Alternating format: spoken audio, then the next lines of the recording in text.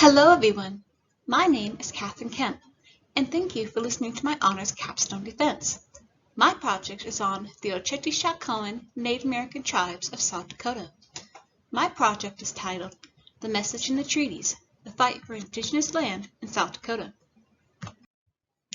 The goal of my research is to clarify racial tensions in South Dakota, but this can only happen if we have all the pieces to the puzzle. Now, I wanted to understand the rich history of self-determination, sovereignty, and land rights of the Oceti Sakowin tribes in South Dakota. I began with examining the historical context of recent events in South Dakota with a long tradition of indigenous activism. I believe this would allow an understanding of Oceti Sakowin cultural and spiritual connections to the South Dakota Black Hills. First, as I begin to describe the Oceti Sakowin, I'm just going to give a short explanation on the indigenous tribes I'm talking about when I say Oceti Sakowin, for those who are new to the topic. The Oceti Sakowin Oyate means people of the 7 council fires and are the indigenous tribes of South Dakota. The 3 main divisions of the Oceti are the Lakota, Nakota, and Dakota. This is further broken down into the 7 bands. The Nakota consist of the Ihonktawan, the Dakota consists of the Wapekute, Medewakantawan, and Wahepiton and Sisseton. The Lakota consists of the Teton and are currently the largest of the Oceti Sakowin. The Teton is also further broken down into more bands if one is interested, but we won't expand on that today. What's important to know is that each tribe has their own unique oral history, language, and culture. The Oceti Sakowin believe that the Black Hills is the center of the heart of all that is, and the hills are the very bones of the earth, and the water is the aorta. They call it Paha Sapa.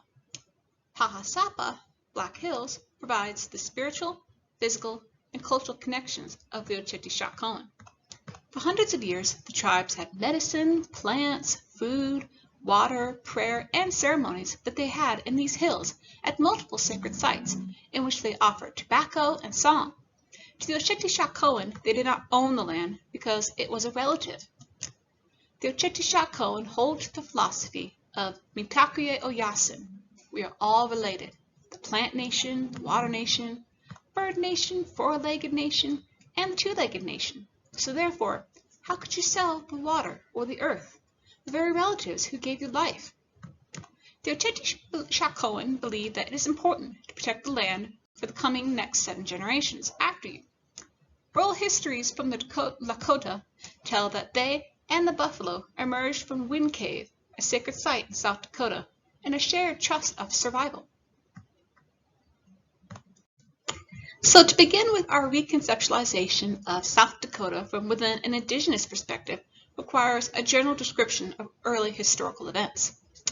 In conversation with indigenous elders, many cite the 15th century doctrine of discovery as the law which still influences modern events. This doctrine of discovery was used by early European colonizers. The doctrine meant that Europeans had discovered said land and thus held title over it. In their eyes of supremacy, Indians only occupied the land.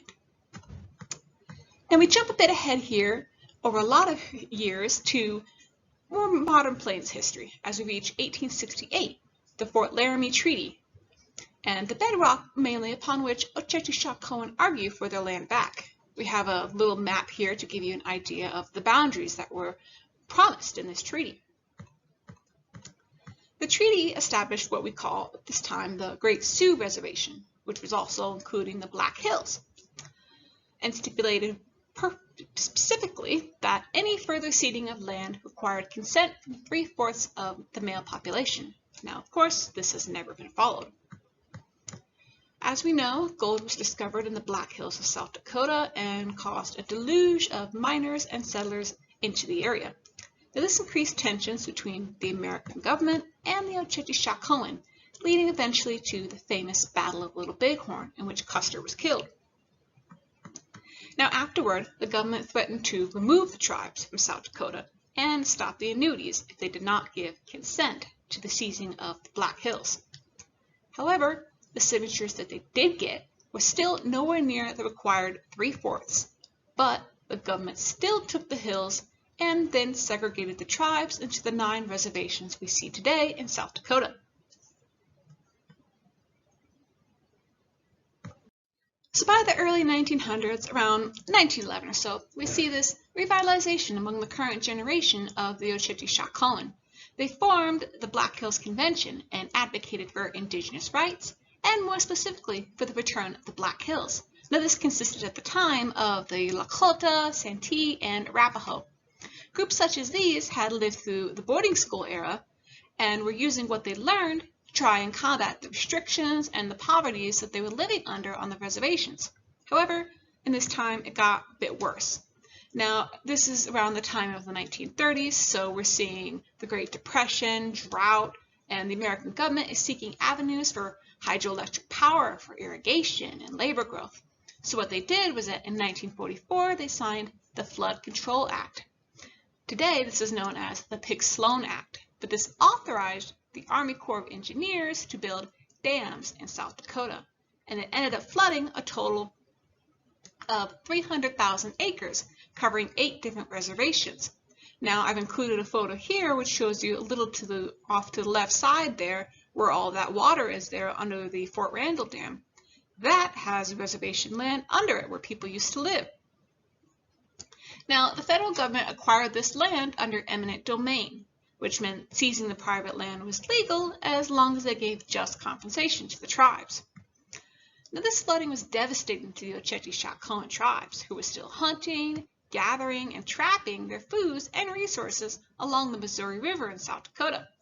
Plants and resources which grew only in certain areas went extinct and damaged traditional tribal ceremonies, and especially their connections to the land. Again, we see this importance of land. Now, hundreds of families were forced to relocate and have to begin relying on unhealthy commodity foods. This era in the 1930s is again where we see a rise of diabetes, heart disease, obesities on the reservations as they're forced to rely on unhealthy commodity foods. Now, no history of South Dakota, native or otherwise, can ignore the period of history which included the American Indian movement in the 1960s and 70s, also called AIM, which began with community empowerment and fighting against racism of indigenous in Minneapolis, Minnesota.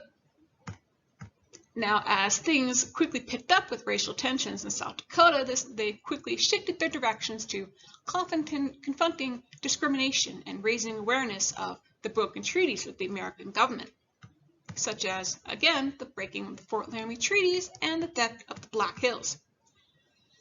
Now, members of AIM did occupy Mount Rushmore for a time, and it's important to understand why Rushmore is culturally and spiritually important to the Oceti Sakowin.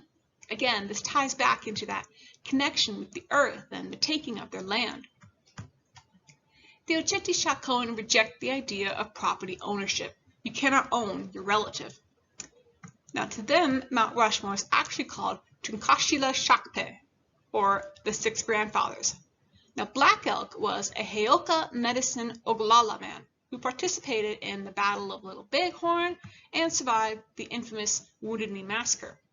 Now, he had visions, and in one of them, he was visited by the 6 grandfathers, which is the 6 directions: north, south, east, west, above, and below. They represented the grandfathers, the elders who bring love, wisdom, and kindness.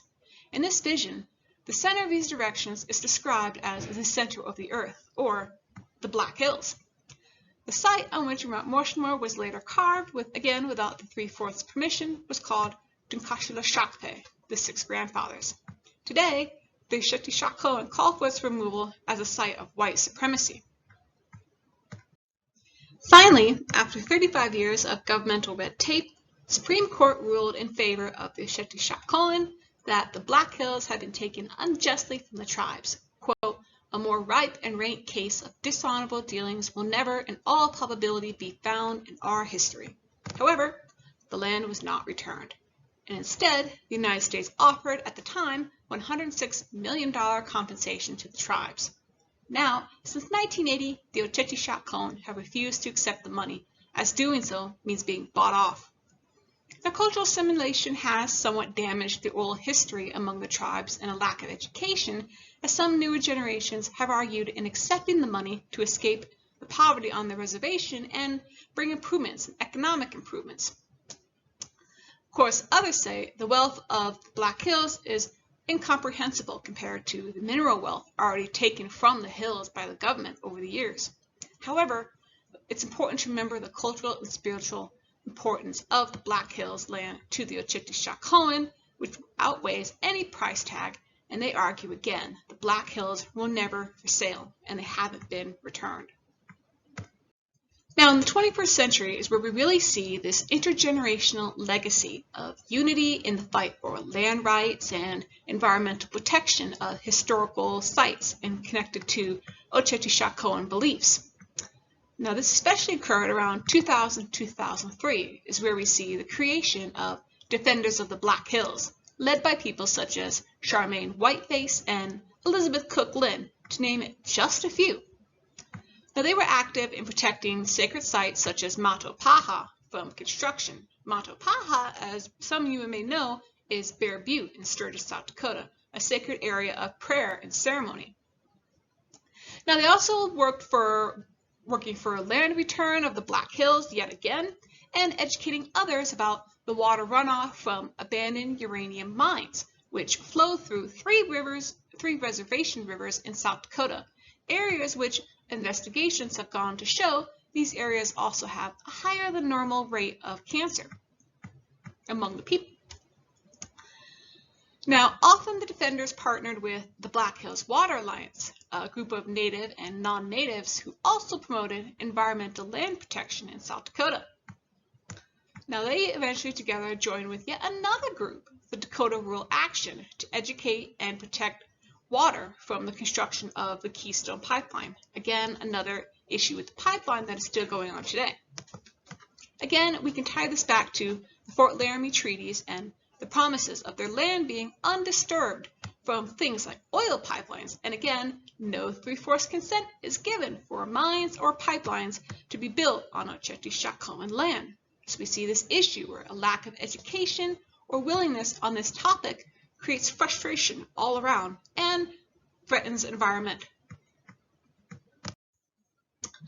So a wide swath of historical context we've been seeing here, from the Pick-Sloan Act, the broken treaties, pipelines, environmental concerns, all lend truth to this argument of resistance against assimilative colonialism. From uranium mining, pipelines, none of these actions at any one time have observed the stipulations of the 1868 Fort Laramie Treaty, or the required consent is again never included. And the Black Hills, never being sold, is ignored. Instead, the American government continues to cite their arguments under the doctrine of discovery that the Oceti Sakowin do not own the land, and it can be taken if they provide compensation. Now, within the more recent years, we've started to see this remarkable resurgence and resiliency of multi-nation partnerships between the Oceti Sakowin tribes together with tribes from other states. For example, the Rosebud, Shakpe, Medewakantuan, Crow Creek, and Standing Rock Sioux tribes raised enough money to buy back Peshla, a sacred site of prayer and ceremony in South Dakota, and were successful in having it placed into trust.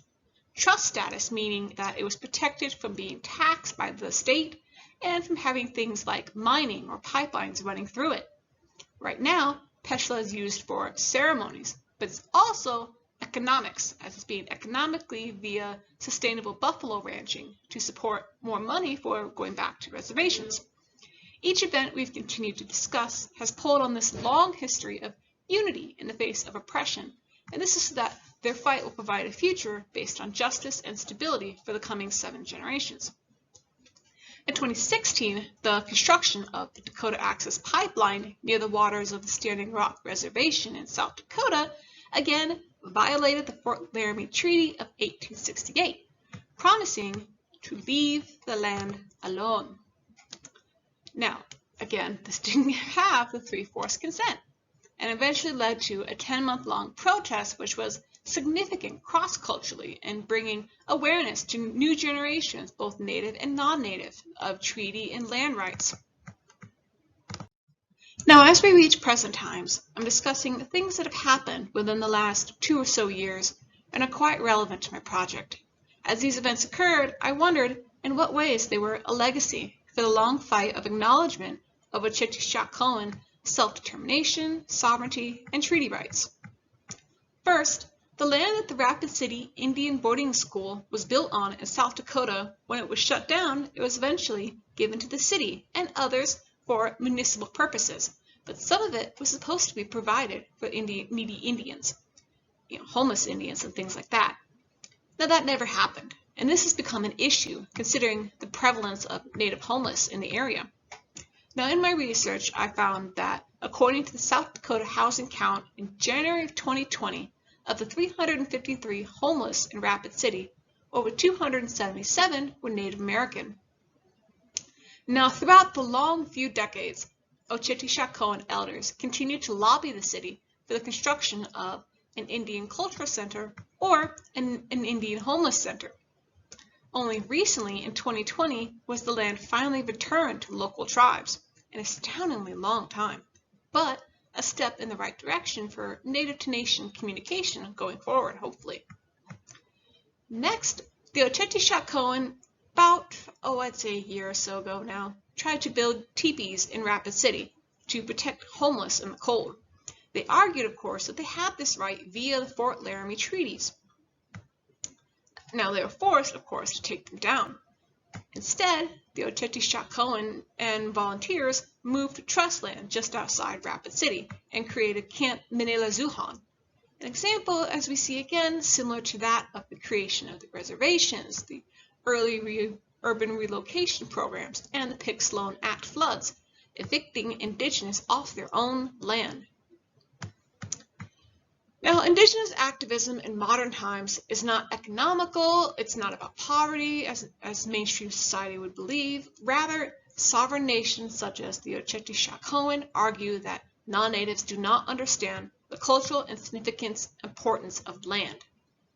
Now, the NDN Collective in Rapid City is, quote, an Indigenous-led organization dedicated to building Indigenous power through organizing, activism, philanthropy, grant-making, capacity building, and narrative change, and creating sustainable solutions on Indigenous terms.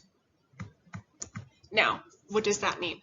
Well, what we're seeing here is change brought about by common Oceti Sakowin voices and actions to tell truthful narratives according to their values and beliefs. Now, the NDN Collective were among those who protested recently at Mount Rushmore in 2020. But they tied it to this history of resistance and revitalization against racial discrimination and white superiority, and especially to the broken treaties, and that the Black Hills have still not been returned. Groups such as the NDN Collective have begun the Land Back campaign. This is a growing Indigenous movement that believes in starting new conversations on these issues and new strategies of growth and self-determination, but with cultural Oceti Sakowin values and beliefs. So some of the first problems I had in this project was the lack of research into connecting the long historical context of Indigenous rights and sovereignty to the more recent events in order to make sense of what was happening over this broad history here. Further, only recently do we have text with Native perspectives on oral history of these events starting to appear, tied into a cultural, traditional context with their traditional practices. But this has also been hard to find with the lack of Indigenous perspectives. Some of these activists that I've talked about are now elders themselves, and some of them are not interested in telling their stories to non-natives. Again, we see this racial tension in South Dakota between both sides. Now, throughout this project, I discovered that there was definitely more research to be done, especially regarding all of the various Indigenous activists that were active in the 60s, the 70s, and the 80s, and the 90s, and how they continue to influence groups today, like the NDN Collective. What can we learn from that? I believe that such research would better help understand the rich history that the Oceti Sakowin pull from today in their traditional cultural and spiritual beliefs. Now, through my research, I was only able to scratch the surface of Oceti Sakowin history, especially in regards to Rapid City history and the perspectives oral history from those times that we don't have or haven't been documented, or that might have been destroyed in the Great Rapid City Flood in the 70s. Mostly for those perspectives, there's not really much that's been documented, and I'm left with many questions that could add to our understanding of Oceti Sakowin perspectives in contemporary South Dakota that would help understand what's happening today in recent events. Now, it's important to understand that the Oceti Sakowin have a legitimate cause of concern over the earth, the water, and their home here in South Dakota, especially in the Black Hills. Now, while the original goal of my project was to show that while crime and poverty is prevalent among reservations in South Dakota, I would urge that this research will assist in avenues which prove that this is not all there is to the tribes of South Dakota. The Oceti Sakowin are a strong, sovereign, resilient nation fighting for the return of their land. My hope is that my research will broaden others on the rich history of Indigenous tribes in South Dakota, that by bringing more attention to this history and the gaps in it will create research that focuses on bringing to light Native voices, Native perspectives, Native oral history, especially Oceti Sakowin history, so that we have a more complete picture of South Dakota history. Thanks for watching. In closing, I'd like to thank my mentor, Dr. Rosie Sprague, who helped me put this paper together, and of course my 3 readers, Dr. Wyant, Dr. Marcus, and Professor Zenz. I appreciated all the feedback they helped in this offer and through this process. I hope you enjoyed watching my capstone as much as I enjoyed sharing it with you. Thank you.